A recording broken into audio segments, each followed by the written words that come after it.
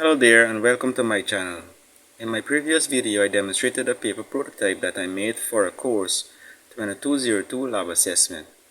Turns out that our frustrated actor John was not satisfied with the presentation of the app and therefore sent us some comments on how we can improve. Taking his points into consideration, the app's user interface had some minor modification while maintaining its mission to solve other users' problems similar to John's. Let's imagine that another user named Jane is experiencing a similar problem as John. She takes out her mobile device and looked up, downloaded and installed the app. Upon opening the app, the register/login screen is displayed. The first update was that contact and services options were replaced with register and login options. This means that a user must have an account in order to use the app. This also means that data is collected in order to have accountability and record keeping. So, the user must register or log in. Let's look at what happens if Jane selects the login option. She would be directed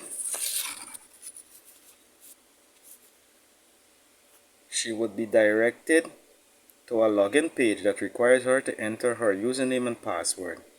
If Jane had an account, she would enter the necessary information by clicking in the form fields, entering her information and selecting the login button. Then Jane would be directed to the home page of the app. But wait, Jane is a new user. Therefore, she must register in order to use the app. So let's go back to the register login screen. Jane then selects the back option and returns to the login register screen.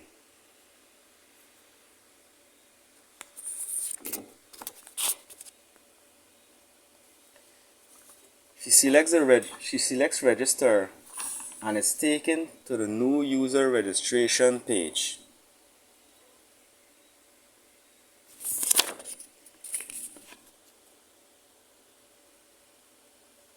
On this page, there are some form fields that are required for the registration process, while there are some that can be left empty, like address and email, for example. Jane enters her information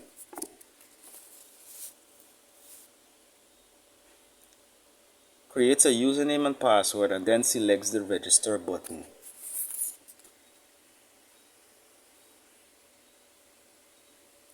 The page changes to the home page and there are some information available.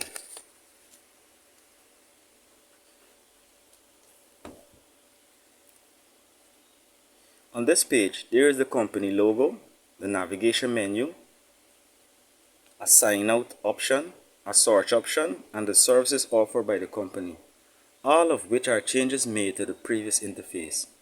Also, the services links are appended with icons or pictures that Jane could relate to the problem being faced. There is a light bulb for electrical, a TV, mobile phone, computer for electronics, a pipe leaking for plumbing, and two types of chairs to indicate furniture.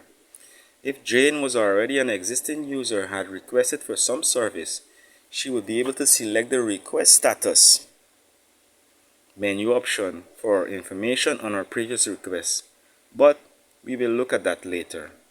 Jane has two options to contact someone to address her problem. She has the contact option in the menu bar and she can select from among the services displayed on the page. Jane quickly selects the light bulb option and is taken to the contact page.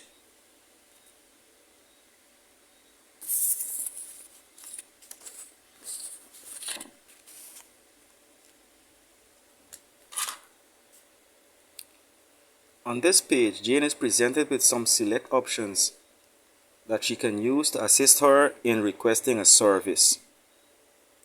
There is a service type option which is automatically filled in depending on the service type selected on the previous page, or this enables Jane to choose another service type if she mistakenly selected the wrong service.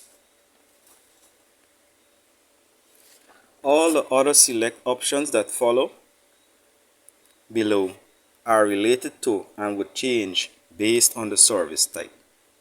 Also, you would notice only the service type is a required field. Since users may or may not know the other information about the item that needs fixing, so they can leave them blank. So Jane continues to enter her information, then gives a short description of the problem. Jane selects service type, and this select options would be presented to Jane. She selects electrical,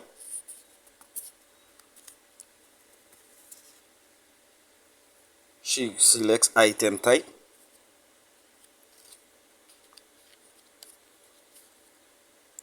and then some other select option would be presented to her based on this item type.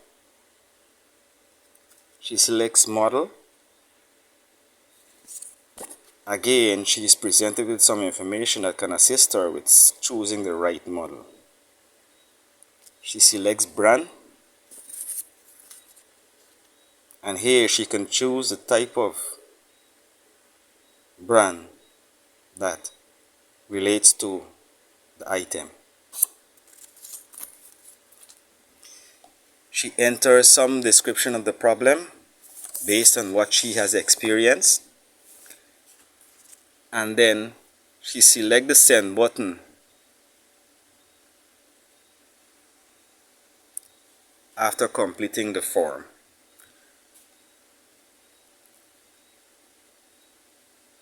A window would pop up thanking her and giving her some more guidance on what else she can do after. She can continue to browse, she can sign out, or check her request status after closing this pop-up window. Jane closes the window and is excited to know about her request status. So she selects request status in the menu option.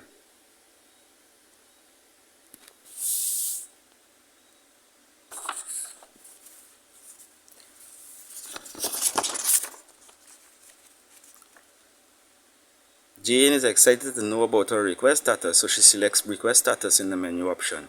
She is taken to a page where she sees all information about her request.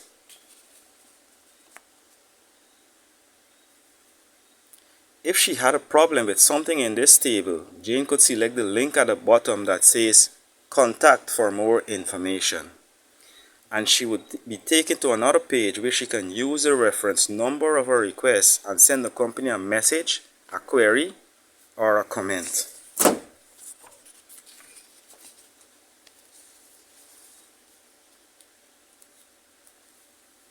After filling out the form, she would select the send button and a window would pop up thanking her and informing that she will get a response as soon as possible.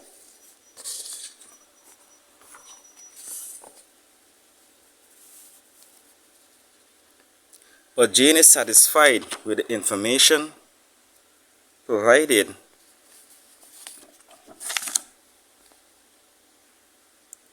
and she did not select the link. She instead selects the About menu option because she wants to know more about the company.